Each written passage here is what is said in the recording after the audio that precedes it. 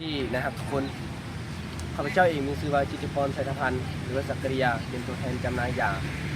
สมุนไพร 100% ในประเทศลาวเป็นสมุนไพรที่ปลอดภัยจากสารพิษหรือว่าสารเคมีต่างๆสำหรับผู้คนที่ต้องการอยากจะรักษาสุขภาพหรือคนที่ดูแลสุขภาพในคนที่อยากให้ผิวพรรณสดใสหรือโรคประสบกับปัญหาโรคต่างๆโรคกระเพาะลำไส้หรือโรคเรื้อรังมีอาการเมื่อยหรือว่าคนที่นอนบ่หลับหรือว่าคนที่มีความเครียดในตัวค่อยเองมีตัวยาตัวหนึ่งที่มานำเสนอให้กับพ่อแม่พี่น้องทุกท่านนั่นก็คือยาคุณยายอนามัยนั่นเองตัวยานี่มีส่วนประกอบ1ก็คือกองเจี้ยของยา2ตัวยา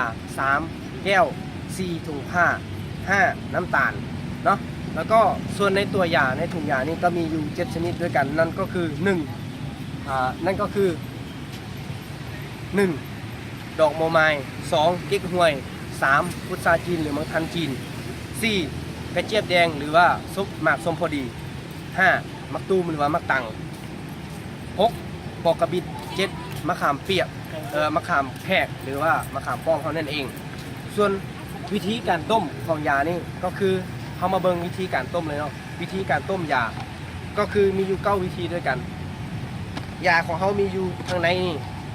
อย่างแรกก่อนเขาจะต้มเขาก็ต้องเอาตัวยาออกมาเอาตัวยาออกมานี่คือถุงยาแล้วก็ตัดถุงยาเอาน้ำยาทั้งหมดนี้น้ำยาทั้งหมดนี้ใส่ในถุงผ้าหลังจาก3ก็เอาถุงผ้านี้ไปเอาถุงผ้าที่มียาไปล้าง4นำเสื้อที่อยู่ในถุงผ้านี่มัด5นำถุงยานี้ไปใส่ในหม้อ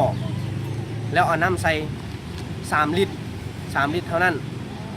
6เอาน้ำยาหรือหม้อยาที่เขามีน้ำใส่แล้วหรือถุงยาแล้วเอาไปตั้งไฟต้มให้น้ำฟดขึ้นหลังจากน้ำฟดก็จับเวลาไป20 นาทีอีกต้มให้ไปจับเวลาไป20 นาทีอีกหลังจากต้มได้20 นาทีก็ปิดไฟ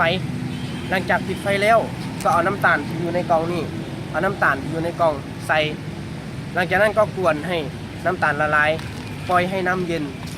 หลังจากนั้นก็เอามาใส่ในขวดหรือว่าใส่ในโถก็ได้เอาไปใส่ในตู้เย็นไว้นั่นคือวิธีการต้มส่วนวิธีการกินก็คือกินก่อนนอนหรือว่าดื่มก่อนนอน1 แก้วก่อนนอนสำหรับคนที่วัยรุ่นก็สามารถกินได้2 แก้วเช้าแรงตอนเช้าแล้วก็ก่อนนอนนะสำหรับคนที่วัยรุ่นส่วนยานี่บ่มีผลข้างเคียงต่อร่างกายเป็นยาที่สมุนไพร 100% เนาะส่วนหากใครสนใจตัวยานี่ก็สามารถติดต่อได้ที่เบอร์02055900292หรือสำหรับคนที่เล่นเฟซเล่นไลน์ก็สามารถอินบ็อกซ์มาได้ที่หน้าเพจของพวกเขาห้านดีอยากบอกต่อนั่นก็คือเพจของเขาและสถานที่ก็คือบ้านโพนคำเมืองสิโคตะบองนครหลวงเวียงจันทร์เท่านั้นเองก็ส่วนประโยชน์ทุกอย่างนั้นก็คือช่วยในเรื่องของการขับถ่ายลมในกระเพาะลำไส้ช่วยในการลดความเครียด3ช่วยให้เขานั้นมีผิวพรรณที่สดใสแล้วก็มีผิวพรรณที่แข็งแรง5ช่วยในการขับถ่าย6ช่วยในการ